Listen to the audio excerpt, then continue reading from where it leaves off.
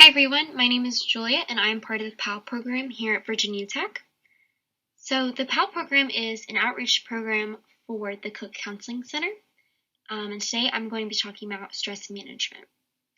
And just to give you guys a little overview of what the PALs do, we also have presentations on adjusting to college, orientation to Cook Counseling Center, recognizing the warning signs of depression, anxiety, and eating disorders, as well as how to refer a friend.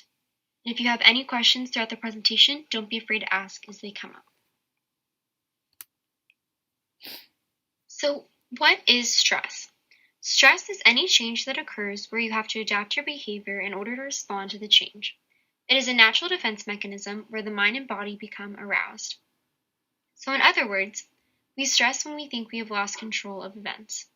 So, an example of stress can be you have 3 tests in 1 week and you don't know how to study or prepare for all of them. So, your body may tense up, blood pressure may rise, you may get more anxious, or your body may just shut down. Another way to look at it is that stress is when your body is under an abnormal amount of pressure. So why do we have stress? So stress is actually evolutionary. Has anyone here heard of the fight or flight response? Okay, so a few people. So the way your body shows that it's going through this stress would be your muscles tightening up, your blood pressure rising, your heart speeding up, or extra adrenaline rushing through your system. So when your body feels as if it is under attack, historically this was quite literally under physical attack. You either fight, which means you stick around and stand your ground the best you can, or you flight, which means you run away and try and escape the situation. So now we're going to do an activity with the people next to you or around you about sources of stress you might have had in the last few weeks, and then we'll come together and discuss as a group.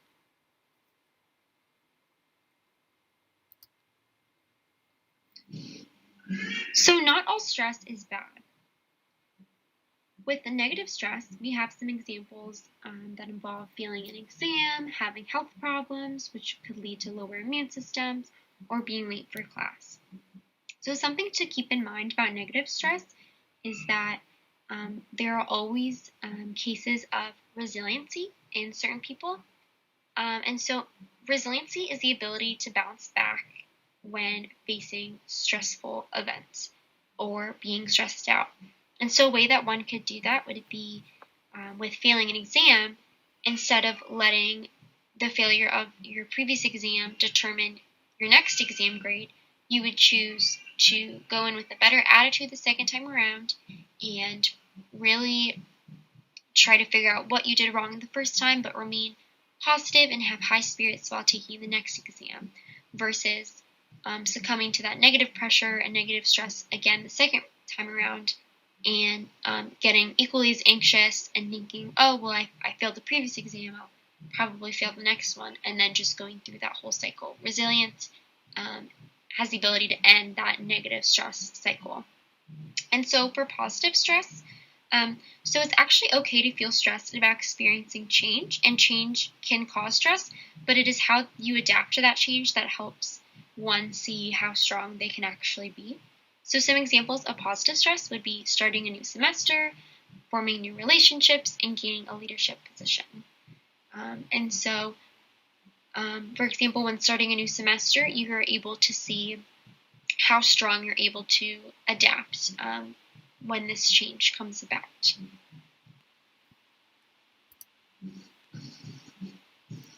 So how do you know when you're stressed out? Right now we're going to do a quick activity where we talk about the sources of stress you might have, and then we'll come together and discuss it as a group. So go ahead and talk to the people next to you, around you, and we'll come back in a couple of minutes.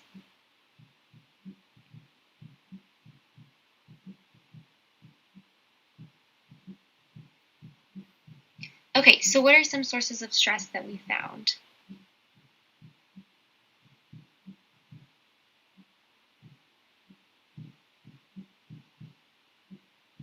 Okay, awesome. Yep, thoughts can definitely be a source of stress. Having those anxious worries throughout the day constantly can definitely be a source of stress for some people. Anything else?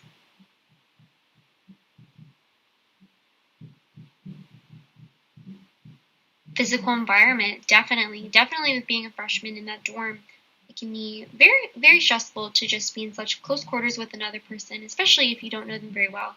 And just having the ability to clutter the room quickly because it's such a small space and feeling overwhelmed. And yes, definitely.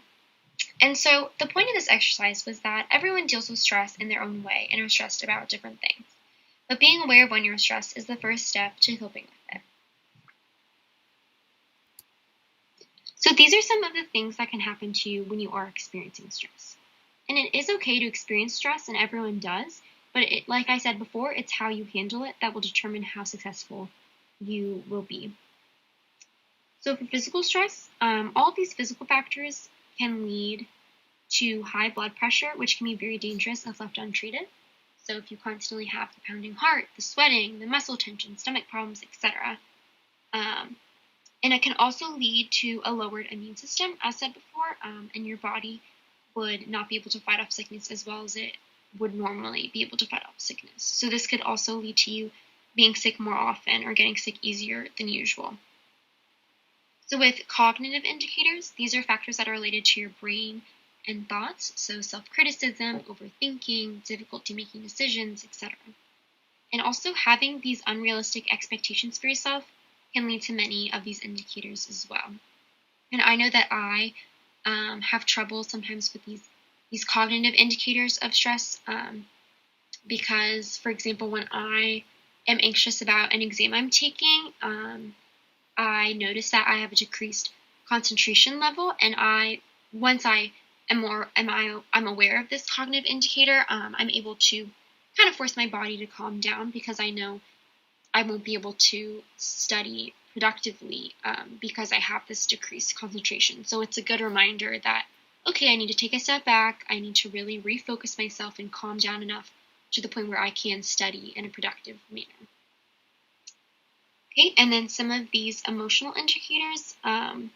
So when people feel embarrassed, they avoid communication, and it can make them feel worse and isolate themselves from their friend group if they have these shame and embarrassment emotional indicators. Other examples are anxiety, irritability, and it also reduces confidence. Being embarrassed, but it's okay because everyone gets stressed and has to reduce the load that they have on themselves when dealing with school. And you may also think other people are handling stress better than you, but some people are just better at masking their emotions, and therefore their emotional indicators, such as their anxiety or their depression and their general unhappiness. So that's just something to keep in mind so you're not comparing yourself to others because you never know. Okay, and then lastly, your behaviors may change when you're under high levels of stress as well. Some indicators of this would be withdrawal from others, denial that anything is wrong, working harder but getting less done, crying episodes, nail biting, substance use abuse, and procrastinating. And so one important indicator that's not listed that has been identified by Virginia Tech students as an area of interest / concern is sleep. Specifically, the relationship between sleep and stress, which we will be going into more detail in the slides that follow. So stress and sleep. So just go ahead and take a minute to read over these statistics.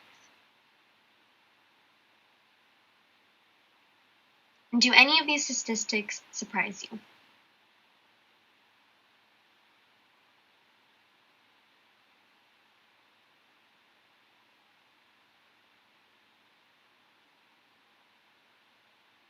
Yeah, okay.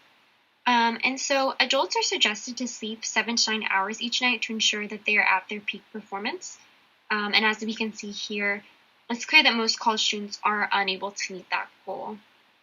So these are just some things to keep in mind. Stress and sleep. When you have heightened adrenaline levels and an increased heart rate, it can actually cause tossing and turning and a feeling of restlessness. So when your body is experiencing this chronic stress, it thinks it's in a state of constant danger and that it shouldn't be sleeping. You might be able to fall asleep, but you won't be good at staying asleep, and you might wake up frequently in the night. You may also find it hard to calm your thoughts, and you lay awake at night worrying about school or relationships or work or whatever else is bothering you. So what happens when you're overworked? So when you're overworked or too busy during the day, it can also lead to stress and leave you with not enough time to get good sleep. And if you find yourself with not enough hours to sleep, you might not fall asleep easily when you finally do get to sleep because you're overstimulated and overworked. With no time to wind down at the end of your day, your body will forget which is rest time and which is time for action. You time is essential. So not enough time and too much stress in your day might also mean that you don't have enough time to exercise, make time for friends and family, or do otherwise relaxing and healthy activities that relieve stress, leading to a poor sleep at night. After a bad night of sleep, you might need more caffeine to stay awake, causing a vicious cycle in which you can't get to sleep at night because you've had too much caffeine.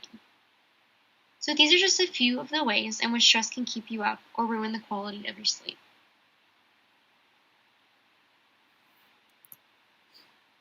So when we talk about sleep hygiene, we're talking about our sleeping habits.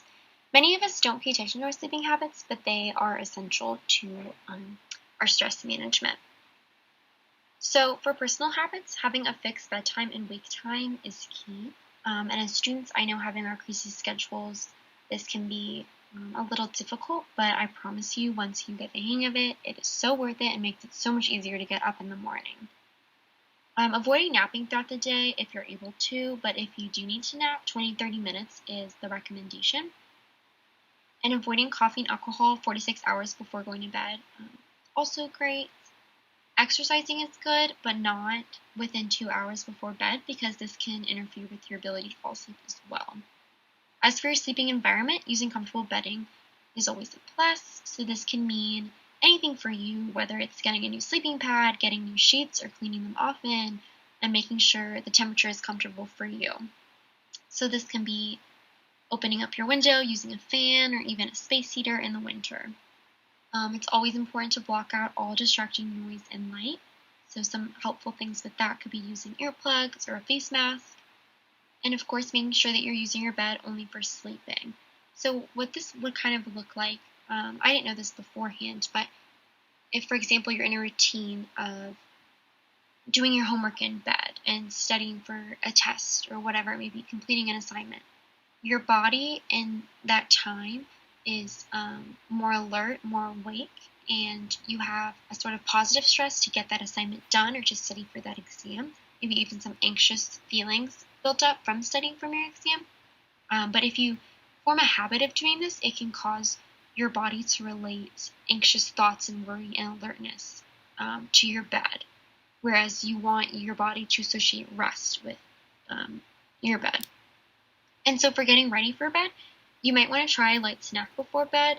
Warm milk and foods that are high in amino acids like bananas may help you sleep. There's also relaxation techniques that will be helpful, but we will be discussing these later on. But with that, it's important to try not to take your worries to bed. Obviously, easier said than done, but going to bed with those anxious thoughts are naturally, going to keep you more awake at night because your mind is not going to be in a restful state. And getting into your favorite sleeping position. So if you've been tossing and turning for a while, try and get up to do a relaxing activity like reading, and then maybe try going back to bed and see if you're ready. And so some other factors that might affect your sleep. There are several physical factors that are known to upset your sleep, like sleep apnea, pain, acid reflux, headaches, and hot flashes. Also, many medications can cause sleeplessness as a side effect. And of course, psychological and mental health concerns like depression, anxiety, and stress are often associated with sleeping difficulties. So it's important to get those addressed if you have been suffering from bad sleep or a long period of time. So before we get into the positive coping strategies for stress, we're going to go over some not so good coping strategies. So after a long, hard week at school, you might think that going downtown for a drink is the best option. Obviously, every once in a while, this can be a nice celebratory thing, but if this becomes a habit, in the long run, this strategy may lead you to stress. After all, alcohol is a depressant and it can make you feel worse. That being said, you should not turn to drugs or drinking as an escape. Also, you may want to eat a whole tub of ice cream to make you feel better about studying for a final in order to kind of reward you. Once again, if you're constantly stressed and this is your go-to, it can cause physical health problems. Lashing out to your friends may happen due to bottling up your emotion. And this might relieve stress temporarily in the moment, but it will in the long run harm your relationships. You may also feel like pushing the stress away and not thinking about it and bottling all the stress up from the previous week. But doing this will cause you to hit a breaking point, and that stress may become too overwhelming for you as well. So it's easy to cope with stress using these not so helpful strategies, but if you do fall into these daily, they will lead you down the wrong path. And although it is easy to fall into these, in the long run, they will cause more harm than good. So here are some steps to manage your stress. As for eating well and staying hydrated, an unhealthy diet can increase stress, and when you eat healthy, you're actually equipping your body with the nutrition it needs to fight stress off. Also, avoiding high fat and high sugar foods and going easy on the caffeine can definitely help manage your stress levels as well. As for exercise, this is definitely one of the best things you can do to reduce stress. I highly, highly recommend. I know whenever I get in really stressful or anxious mood, the first thing I think of is getting those natural painkillers from the endorphins that those feel-good chemicals that my body produces when I exercise. And this can also improve sleep, which in turn reduces stress as well. So walking, jogging, yoga, whatever fits for you, find that exercise to get those endorphins going. Having an outlet is really important. The times when you think you can possibly have time for a break is when you need it the most.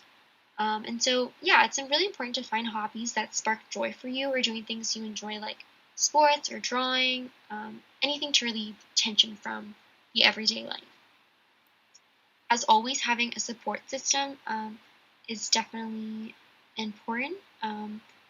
It's very important to have this strong support system when pushing through stressful moments in your life. So it's important to make sure that you're surrounding yourself with family or friends who lift you up, who encourage you, listen without judgment, and provide that sound perspective for you. Making a plan. So becoming organized, making a plan, and then stick to it is a good step to keep in mind. And if you can manage your time better, it would allow you to balance school, friends, family, and anything else that may come up. And it's also important that with making a plan, you do set these attainable and specific goals for yourself. Know yourself and don't set, unrealistic expectations for yourself. Think positive. So your thoughts really do create your reality. You can try saying positive affirmations daily, like I am relaxed and calm. I can handle the situation with ease. And this can be very helpful if you know you have a stressful day or week ahead, if you're really stressed in that moment. And trying to find the positive in a negative situation can always help. Once again, easier said than done, but the more you do it, the easier it becomes. And just remember, no one is perfect. You need to be proud of what you can achieve and what you have accomplished. And lastly, practicing self-care. So this looks different for everyone, but understanding what works best for you is essential. So this could mean taking a long shower or bath, journaling, taking that alone time, watching TV, really just anything that helps you take care of you. And then if you look to the right, we have these 9 healthy habits, a daily countdown for you that just combines kind of what we've talked about. And setting goals like this for yourself that are attainable can be very useful in reducing your overall stress. So research has shown that relaxation techniques are an effective way to reduce not only stress, but many of the symptoms associated with mental illnesses. So try one or more of the following techniques for relaxing your body and mind and reducing the physical and psychological tension associated with stress.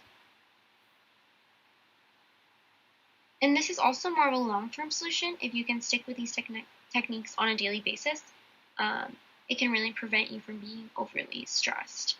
So just take the time to experiment with these techniques to find out which ones work best for you. So for breathing, we're going to place one hand on your abdomen right beneath your rib cage. And we're going to inhale slowly through your nose, drawing a deep breath into your lungs. Your chest should move only slightly while your stomach rises, pushing your hands up.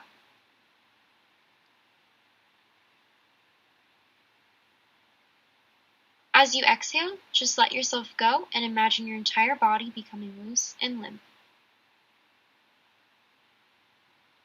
It should take you twice as long to exhale as it does to inhale.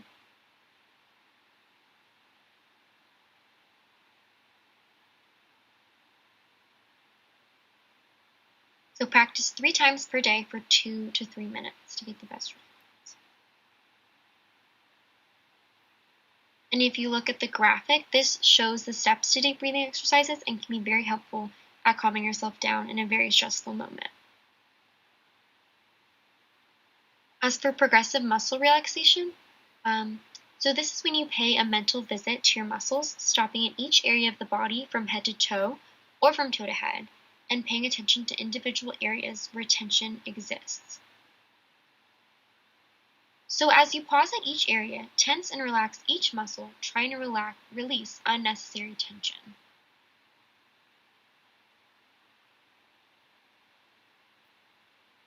Go ahead and spend a few more minutes on those areas that seem to be holding the most tension.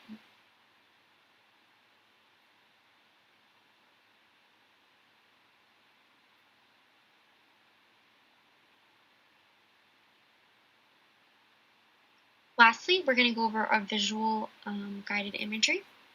So imagine tension flowing out of your body from top to bottom. Visualize tension draining down your shoulders and arms and out through your fingertips into the air, down your thighs and legs, and out through the soles of your feet into the ground. It's also helpful to take a mental vacation, imagining yourself in a pleasant, relaxing place such as on the beach or in the woods. This can be a place where you've been or a place you'd like to be. Take time to imagine the specific details of what you see, hear, and feel in this place.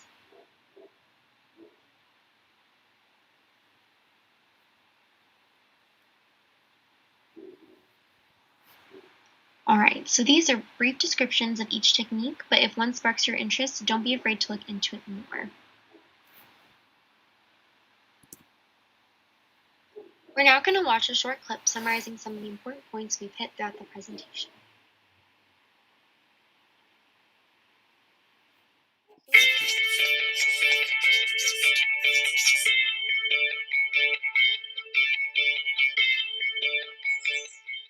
Watch this.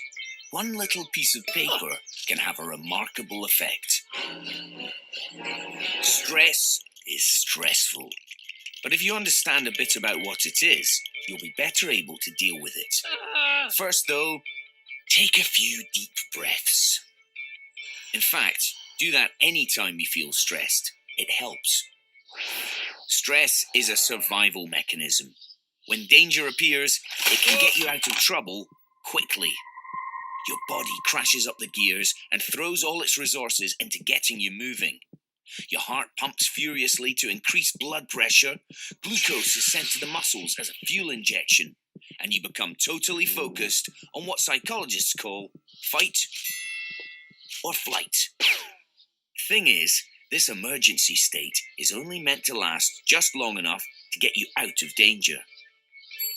But here in the 21st century, we stress about different things, and for much, much longer. Your brain and body stay on red alert, and you'll be less able to think clearly, learn, or remember things. Take a few more deep breaths, because as you now know, stress is a physical reaction, and deep breathing helps to counteract its effects. So, what else can you do? Okay, top tips to reduce stress. First, get plenty of exercise. Let out all that locked up energy. Now, back to the problem. Get in control. Scope out the situation and how you're going to tackle it. Don't stress alone. Talk to someone. Socialize. And have a laugh.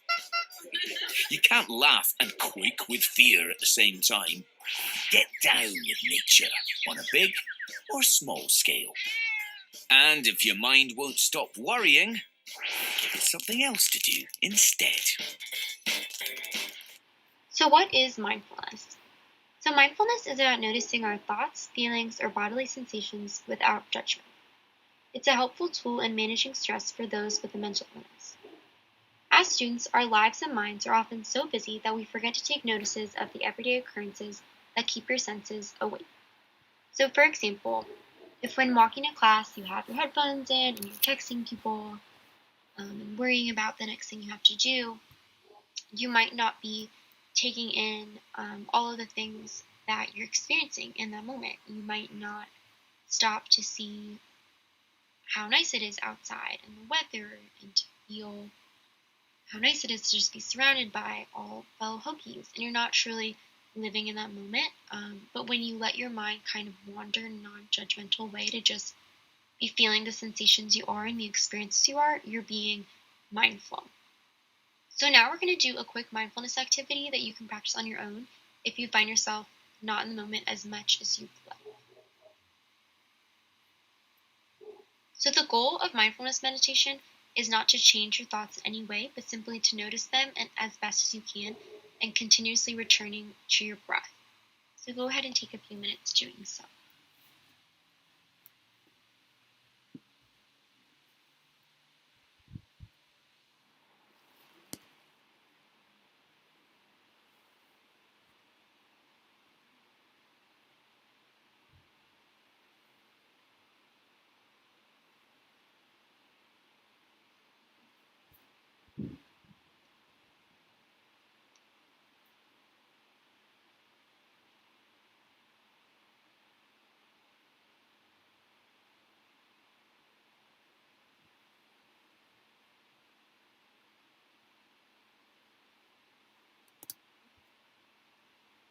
As a result of the recent COVID-19 outbreak, you may be finding yourself in unfamiliar and overwhelming circumstances.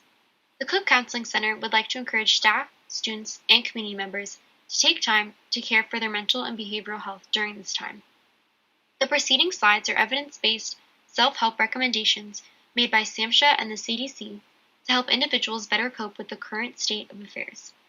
Additional resources can be found on the Cook Counseling Center webpage at this following link.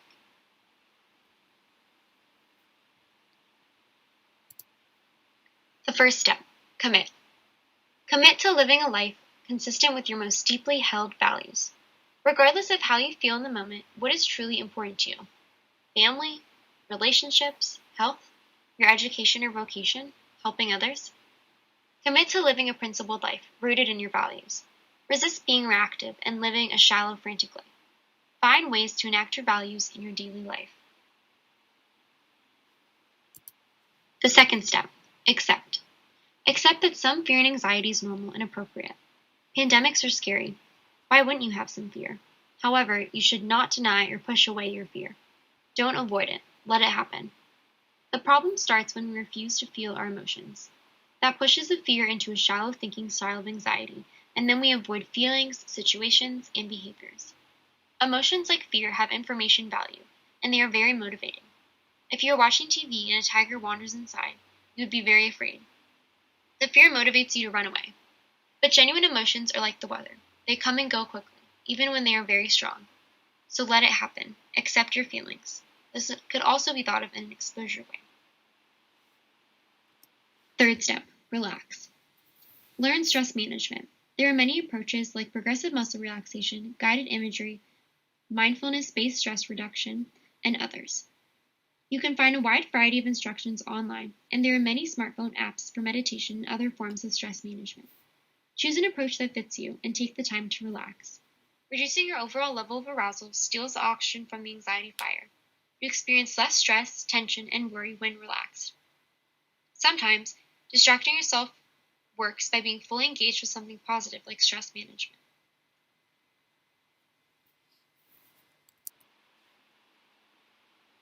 One simple example is the popular 5-4-3-2-1 coping technique for anxiety. Take a deep, slow breath. What are 5 things you can see? You see the computer screen, you see the clock, you see a window and a bird outside. Direct your vision to 5 things in your surroundings.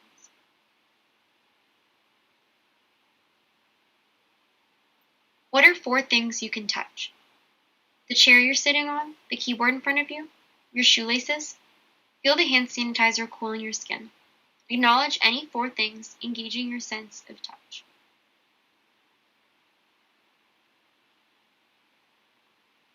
What are 3 things you can hear? Listen carefully. Can you hear the clock ticking?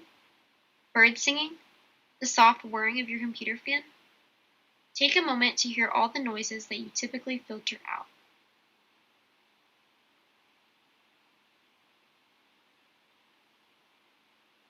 What are 2 things you can smell? Baking cooking? Perhaps you can go smell the fancy soaps or hair products you have in the bathroom.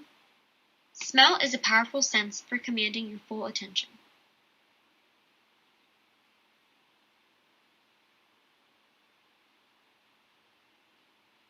What is one thing you can taste? Coffee? Tea? If you have some coffee or tea handy, take a sip. Try to detect the subtle flavor notes.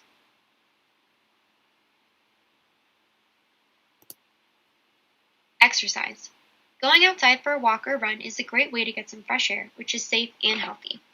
More broadly, exercise reminds us that no matter what is going on in the world, self-care such as nutrition, sleep, and physical activity are important for maintaining our physical and mental health. The CDC recommends getting good sleep and eating healthy foods during the pandemic. As we mentioned in previous slides, exercise is powerful medicine for depression, anxiety, and many other problems. Exercise burns off the stress hormones. And lastly, schedule. Set a schedule and stick to it. Schedule times for work, school, chores, exercise, and sleep. Schedules promote healthy habits. Get up at the same time every day. Get dressed. Don't stay in your pajamas all day. Eat at set times. Don't snack all day. Don't watch news media all day, and don't think about the pandemic all day. Maintaining a regular schedule also provides a reassuring routine that leaves less time for worry. In fact, if you are worried and anxious, schedule your worry for a specific part of the day. It sounds impossible, but people who struggle with worry are often asked to schedule their worry so that it doesn't take over the day. When your mind wanders to worries outside the scheduled time, remind yourself that you've already scheduled time for worrying. Keep a small journal handy and write down the topics you want to cover during your worry time. You can control your attention by directing where you want to focus, and you cannot focus on everything at once. Using your ability to control your attention to focus on positive, productive activities can compress your worry time into an hour or less each day. We don't expect you to deal with stress on your own. And with that said, we have a lot of resources around campus for you. If you are ever feeling overwhelmed, stressed, or experiencing any anxiety about school or the pressures that go along with college, please come visit the Cook Counseling Center to speak with a counselor to help resolve these problems. You don't need to wait until your concerns interfere with your daily life to reach out. This is also a good time to take a picture for all of these different campus resources.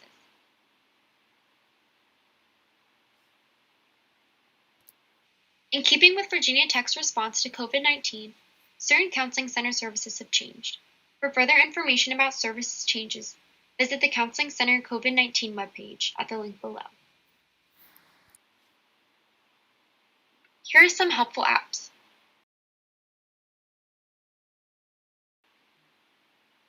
Some additional crisis hotlines include Access, which is the RAF Local Crisis Hotline, Connect, Carilion River Valley Medical Center, and ARC, the Assessment Response Center, which includes the Crisis Hotline and the Lewis Gale Hospital. This is also another great time to take a picture of this slide.